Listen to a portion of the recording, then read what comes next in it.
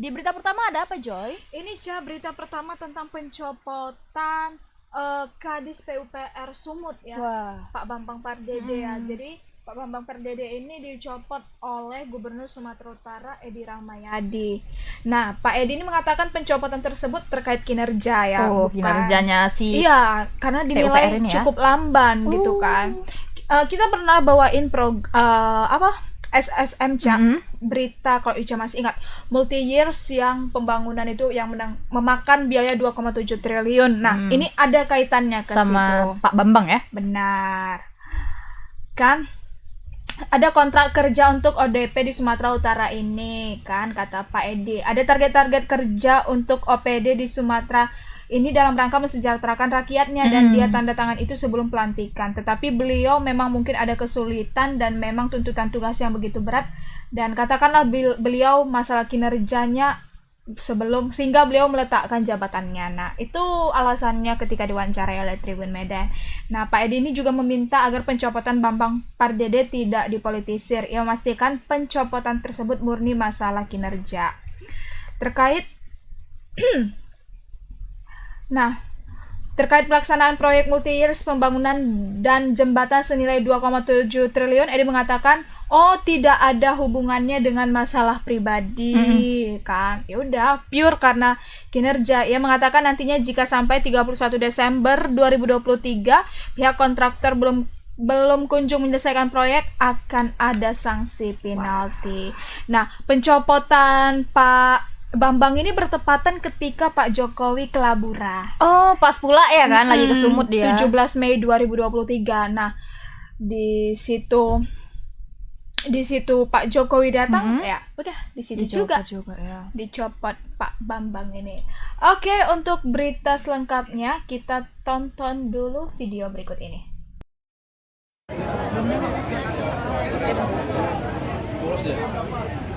Kenapa dia?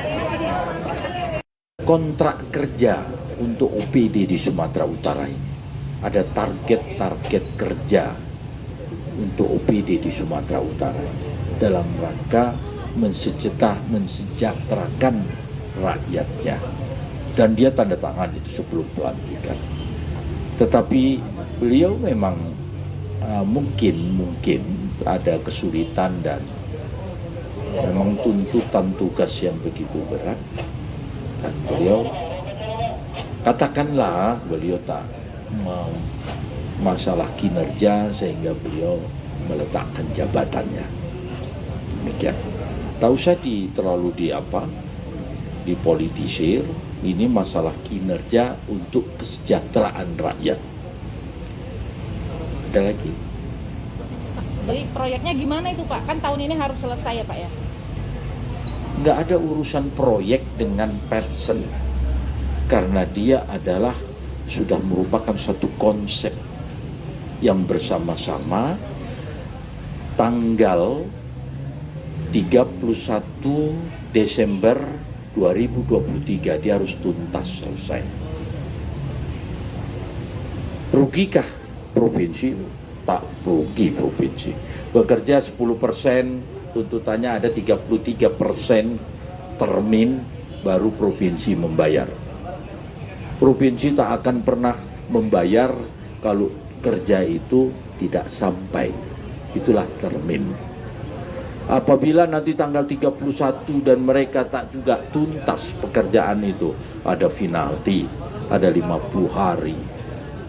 Jadi semua ini ada prosedur, ada aturan main. Ada orang yang ngomong ke sana, ke sini, ke sana, ke sini, terlalu banyak ngomong. Saya bertanggungjawabkan.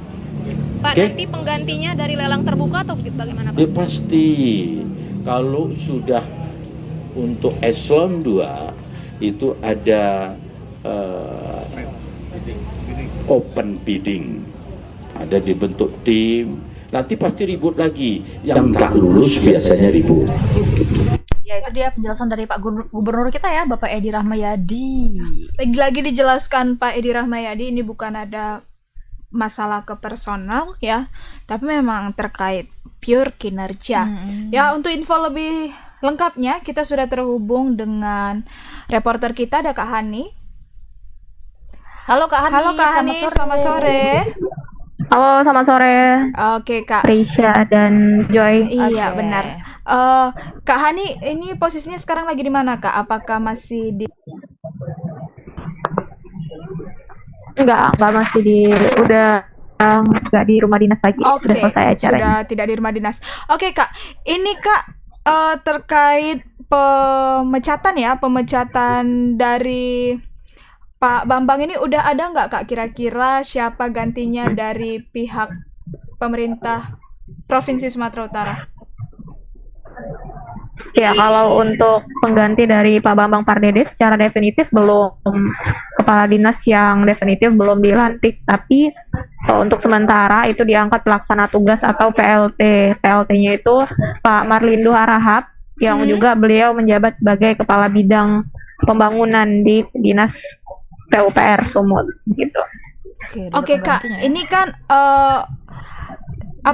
dikasih waktu nih pihak kontraktor yang berkaitan menyelesaikan pembangunan sampai 31 Desember 2023. Sejauh ini Kak, udah berapa persen sih pembangunan yang dilakukan oleh pihak kontraktor ini?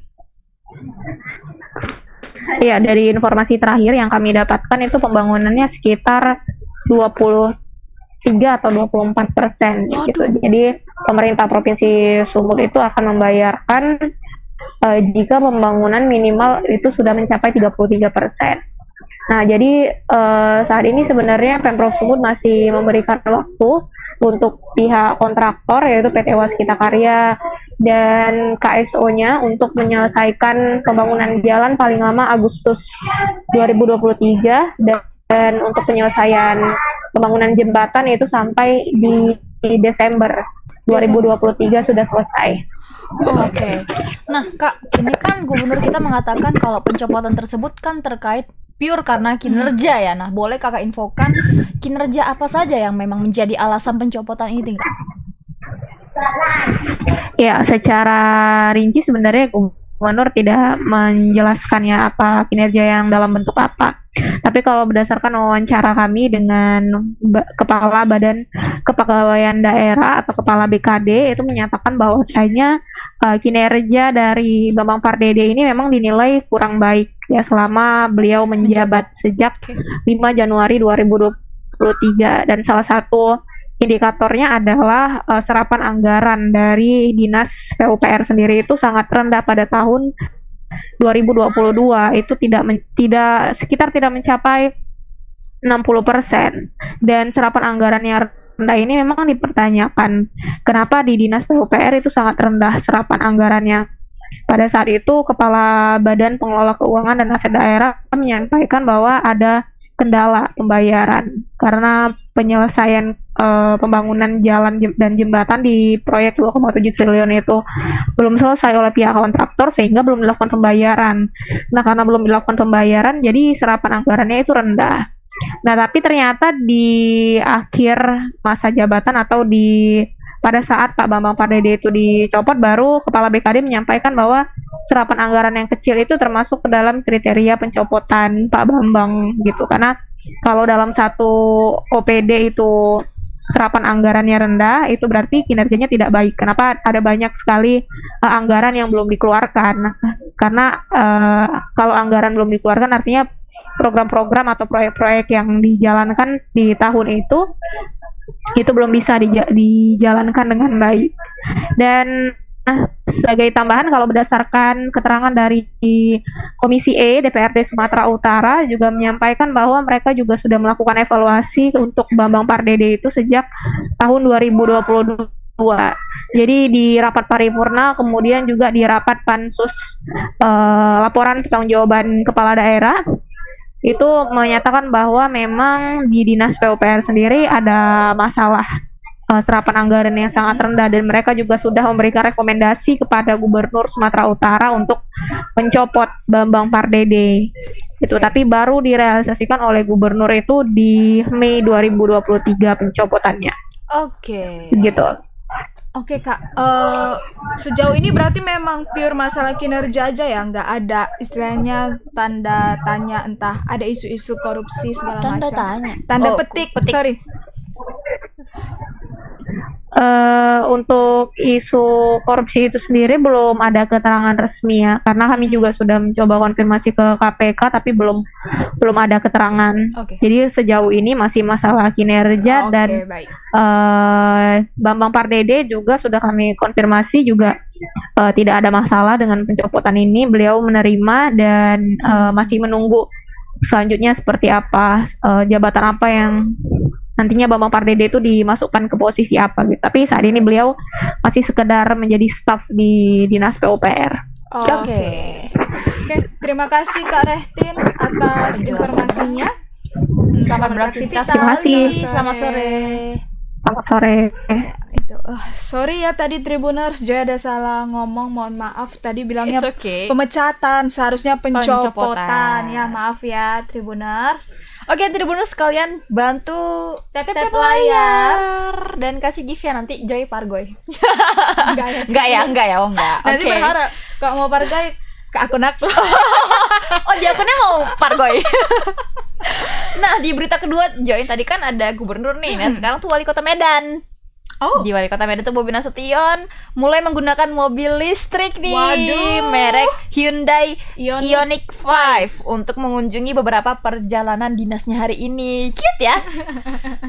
Emang wali kota kita nih cute gitu. Nah, amatan Tribun Medan, Bobi Nasution menggunakan mobil listrik berwarna putih dan berukuran kecil seperti mobil sedan dengan plat BKIA. Bobi Nasution menggunakan mobil listrik tersebut pada acara peletakan batu pertama pembangunan Medan Islamic Center di Medan Labuhan. Oke ya, Medan Islamic Center. Nah, usai kegiatan, Bobi Nasution juga membawa mobil listriknya untuk menyapa warga di Jalan Pancing, Medan Labuhan. waduh, siapa tadi yang ketemu? Siapa tadi yang dipancing? Bukan hanya Bobi, beberapa pejabat lainnya yang ikut serta dalam menyapa warga juga menggunakan mobil listrik seperti Kapolrestabes dan Dandim Mm-mm. Medan ya. Nah, saat diwawancara, Bobi Nasution mengatakan Pemko Medan telah memiliki 10 unit mobil listrik untuk digunakan kegiatan dinas. Nah, Bobi mengatakan penggunaan mobil listrik ini satu upaya Pemko dalam mengurangi polusi di kota Medan. Nah, jadi Tribuners, ini Pemko Medan nih, wali kotanya sendiri udah pakai mobil listrik nih. Jadi Tribuners kalian yang tertarik juga boleh banget ya untuk menggunakan mobil listrik ini biar Medan itu lebih ramah lingkungan. Tapi memang mobil listrik ini kecil muatannya. Kapasitasnya ya. Iya. Lanjut. Kayak mobil sedan kan? Iya. Nah, Bobi menjelaskan terkait anggaran 10 mobil listrik ini di bawah 1 miliar rupiah kok gitu. Disinggung mobil dinasnya yang murah belum dilelang, Bobi mengatakan usai penggunaan mobil tersebut belum bisa dilelang. Kata dia tuh semua ada aturannya. Untuk mobil yang dicoret itu belum bisa dilelang karena masa pakainya belum habis gitu. Oh, jadi Pak Bobi ini ada Mobil yang buat lamanya. mural ya, Mm-mm. mobil. Nah, dikatakannya juga bahwa dalam beberapa waktu ke depan seluruh kepala OPD Pemko Medan akan menggunakan mobil listrik. Nah, jadi kalau kita tengok nih kayaknya Bang Bobi ini lumayan gencar ya untuk mengedepankan mobil listrik ini. Nah, tapi Tribuners, kita ada video ini, kita tonton dulu video yang berikut ini.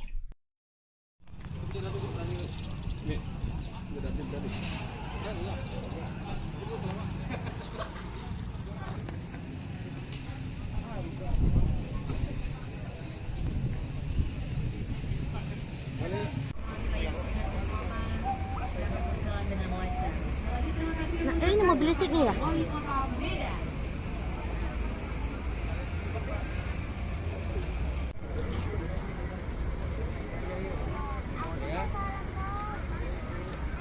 Aduh.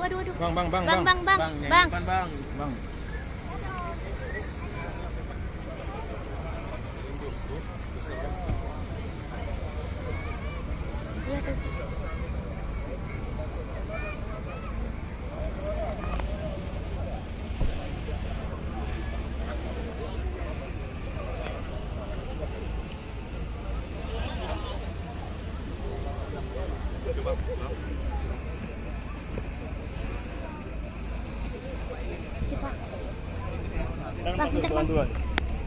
Berhenti bentar, Pak. Pak Wali, bentar, Pak. Oke.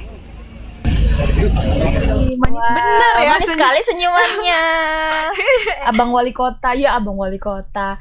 Nah, tapi Tribuners, untuk informasi lebih lengkapnya kita sudah terhubung nih bersama reporter kita di lapangan, ada Kak Anissa. Halo Kak Anissa, selamat sore. Halo Joy dan Ica, selamat sore. Oke. Selamat sore. Aduh, belum muncul Ada nih ya nih muka mukanya? Kanisa. Udah, di kakaknya mungkin udah. Oke, dan nampak dia cakepnya. Nah, Kak Anissa, boleh dijelasin nih, sejak kapan sih Wali Kota Medan itu menggunakan mobil listrik ini? Jadi mobil listrik ini memang sudah lama digencarkan pada tahun lalu, tepatnya bulan Desember 2022 tahun lalu. Namun memang untuk pelelangannya itu memiliki proses yang panjang. Nah, saat ini juga mobil listrik ini baru bisa direalisasikan karena ada sejumlah mobil dinas yang udah berhasil dilelang dengan harga yang mencapai 10 mobil unit listrik ini dari harga lelang tersebut. Nah, memang untuk prosesnya sudah dimulai sejak Januari 2023, namun memang saat ini pada hari Rabu minggu kemarin itu mobil dinas ini datang secara bertahap, di mana pertama didatangkan 5 mobil terlebih dahulu, baru besoknya datang lagi 5, dan mulai minggu ini itu hari ini, tepatnya mulai hari ini itu wali kota mulai menggunakan mobil dinasnya, seperti itu, Cah. Nah, apakah Kak untuk kegiatan kedepannya nih, Pemko Medan bakalan menggunakan mobil ini untuk menjalankan tugasnya? Berdasarkan wawancara tadi, memang betul nantinya seluruh dinas ini, seluruh kepala OPD ataupun kepala-kepala dinas itu juga akan menggunakan mobil dinas listrik. Namun memang untuk saat ini Pemko Medan masih mengikuti aturan yang berlaku, karena mobil listrik ini boleh digunakan apabila seluruh mobil-mobil dinas yang terlebih dahulu itu sudah berhasil dilelang. Nah, untuk saat ini Pemko Medan masih ada banyak mobil yang belum berhasil dilelang karena memang mobilnya belum sampai usia untuk dilelang. Nah, jadi untuk proses pelelangan ini yang cukup lama dan membuat mobil listrik ini pun jadi terlambat realisasi, Cah, seperti itu. Oke, Kak. Ini ada diberikan 10 mobil kepada Pemko Medan. Itu kepada siapa aja, Kak, dibagikan?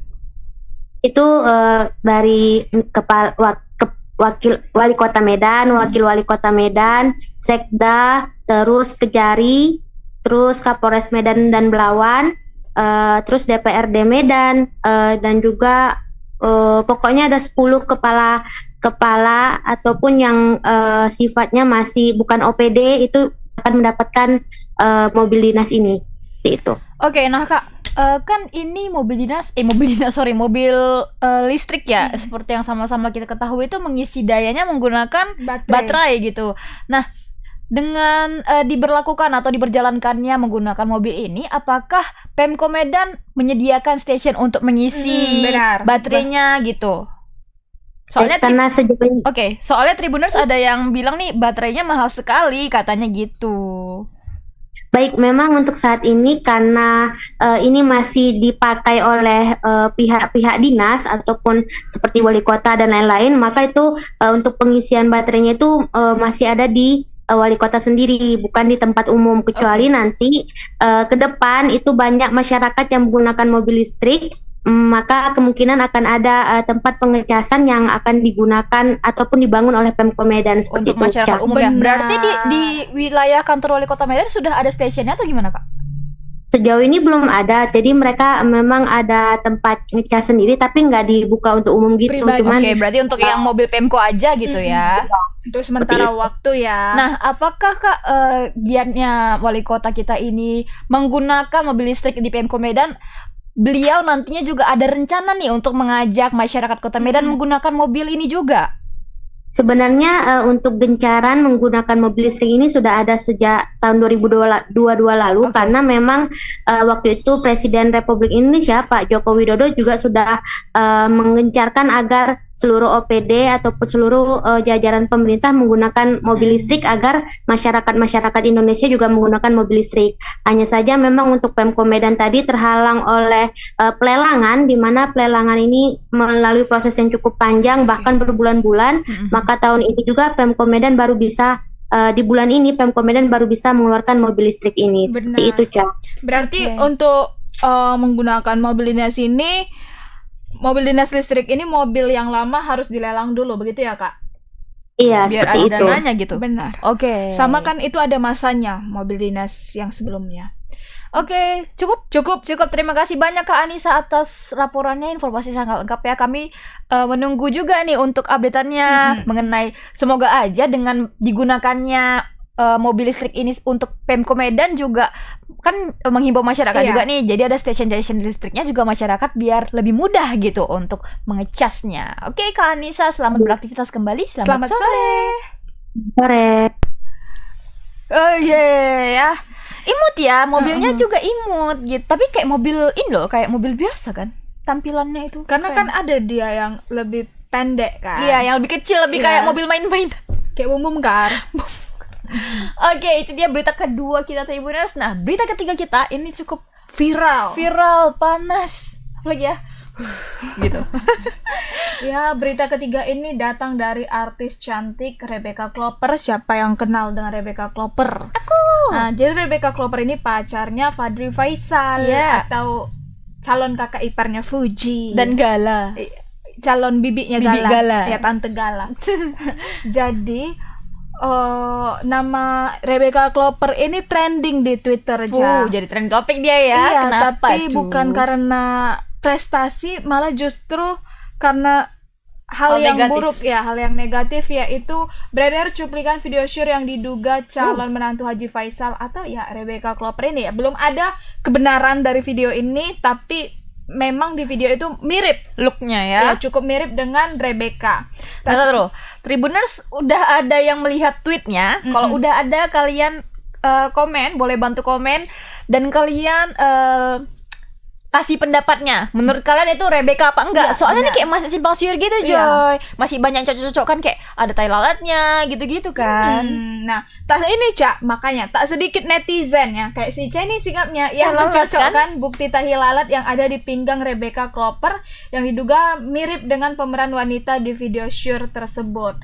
Tak hanya Rebecca Klopper, netizen juga menunjukkan bukti potret dari tahi lalat yang ada di tangan Fadly Faisal yang terlihat sama. Nah, hingga kini belum ada keterangan resmi dari Rebecca Klopper dan ia pun menonaktifkan kolom komentar Instagram pribadinya. Tadi aku juga lihat IG dia, memang dia Memang udah nonaktif ya. nonaktifkan. Berarti Iya. dia tahu ini aku viral nih gitu. Tapi di beberapa postingan yang agak-agak ke bawah nggak Nggak, nonaktif. Ya. capek deh. Di Instagram story, Rebecca Klopper terlihat berada di Bali bersama Fadly Faisal. Nah, Rebecca Klopper adalah seorang aktris keturunan Australia, lahir pada 21 November 2001. Tadi kita kayak agak memperdebatkan usia juga tadi Iya. kalau nggak salah ya. Masih kelahiran 2001. Yang memiliki nama lengkap Rebecca Ayu Putri Klopper. Nah, namanya mulai dikenal ketika bermain sinetron Mermaid in Love bersama Amanda Manopo tahun 2016. Nah, itu dia berita tentang Rebecca Klopper ya. Rebecca ini juga aktif bermain film dan sinetron ya. Salah satu film dia adalah Habibie dan Ainun 3 pada tahun 2019. Ya, tadi sinetronnya ada yang Mermaid in Love. Siapa yang dulu nonton Mermaid in Love? Aku tidak Aku sih. tidak. Ya. Nah, dikutip dari Tribun Tangerang, Haji Faisal selaku ayah Fadly Faisal merupakan kekasih Rebecca juga enggan menanggapi kabar tak sedap itu ya. Oke. Karena diketahui cukup dekat sangat. Rebecca ini dengan pihak keluarga. Makanya mungkin keluarga pacarnya. juga, keluarganya Faisal ya tuh sangat syok ya Iya. dengan berita kayak gini. Hanya saja, kata Pak Faisal, kebenaran ini dapat ditanyakan langsung kepada Rebecca atau putranya yakni Fadly Faisal. Ya, dia pun juga ngomong gini, ngapain tanya sama saya juga nggak tahu. Ya kata iyalah, nggak jelas kata. Pak Faisal. Pak Nah, Haji Faisal. lantaran tidak mengetahui secara pasti, ia pun menduga bahwa video ini hanya disebarkan oleh akun tidak jelas untuk menjatuhkan keluarganya. Nah, jadi memang keluarganya Pak Haji Faisal ini tidak berhenti-hentinya diterpa musibah gitu ya kan, Joy. Mulai dari kehilangan anaknya Vanessa dan sekaligus suaminya gitu kan. Sebelum itu, Cak, yang dulu Kasusnya Vanessa juga masuk penjara kan. benar. Nah, terus Vanessa-nya udah nggak ada nih sama bibinya, baru kayak hak asuh Gala yang Iya. diperebutkan. Nah, lalu ada masalah di Fuji. Nah, sekarang masalahnya di Fadlinya pula gitu sama pacarnya. Tapi kalau menurut Joy gimana? Aku juga belum berani berspekulasi itu siapa, tapi tadi aku udah lihat ya memang mirip ya. Apalagi kan wajah kayak Rebecca ini Jarang. Iya, jarang. Dan dia ikonik gitu kan? Iya, wajahnya baby face, warna kulitnya sama kayak gitu. Hanya saja ya Tribuners, aku nggak tahu lah siapa sosok laki-laki itu karena dia tidak menunjukkan wajahnya. Nah, tapi ada tuh, itu kan viralnya di Twitter. Ada juga yang nge-tweet di Twitter mengatakan itu udah lama, itu tahun 2020 dan itu bukan Fadli gitu. Tapi ya netizen ilmu cocokologinya banyak sekali. Dari tahi lalat, dari tindik, karena di video itu ada menunjukkan tubuh Rebecca yang pusatnya itu di tindik. Nah, katanya Rebecca yang asli pun pusatnya di tindik, tapi aku nggak tahu, nggak pernah lihat pula ya kan. Nggak pernah lihat gimana Rebecca karena dia pakai baju-baju tertutup selama ini yang aku tahu, bukan yang cewek-cewek yang naruh-naruh sensasi, bukan seperti itu. Tapi semoga aja gimana ya bilangnya, semoga aja itu bukan dia, kalau bukan dia gimana, tapi semoga aja terungkap. Iya. Terungkap dan maunya yang kayak gini tuh ditindak tegas lah sama pihak kepolisian gitu. Dan ini tuh Tribuners tuh jangan asal kok aku nyalain Tribuners, maksudnya bukan nyalain Tribuners, maksudnya memberikan informasi kalau kita tuh nggak boleh sebenarnya menyebarkan video asusila karena bisa kena UU ITE Tribuners nih. Harus hati-hati ya, nggak boleh main share itu kalau diusut bisa memang kena, ada landasan hukumnya Undang-Undang ITE teknologi. Benar sekali. Nah, jadi juga jangan kayaknya kayak kasus-kasus kayak gini tuh bukan hal yang baru ya di dunia entertainment. Nah, jadi juga kalau ditindak tegas tentunya yang lain bakalan jadi gambaran juga buat yang lain untuk jangan berlaku seperti itu, karena sangat tidak tidak membanggakan gitu. Padahal dia prestasi dia sudah sangat membanggakan, film dia sudah banyak, udah main sinetron gitu-gitu. Tapi kayak karena kasus ini, no lah, jangan kayak gitu. Oke, cukup Cah? Cukup sepertinya ya buat Tribuners sekalian. Selamat beraktivitas kembali. Semoga bisa menambah informasi Tribuners ya mengenai bertiga berita kita pada hari ini. Jangan lupa kalau mau baca-baca informasi lengkap nih mengenai Kota Medan ataupun nasional ataupun internasional, bisa ke portalnya Tribun Medan, ada di www.medan.tribunnews.com. Aku Wica Dan aku Joy beserta kru yang bertugas pamit undur diri. Bye Tribuners.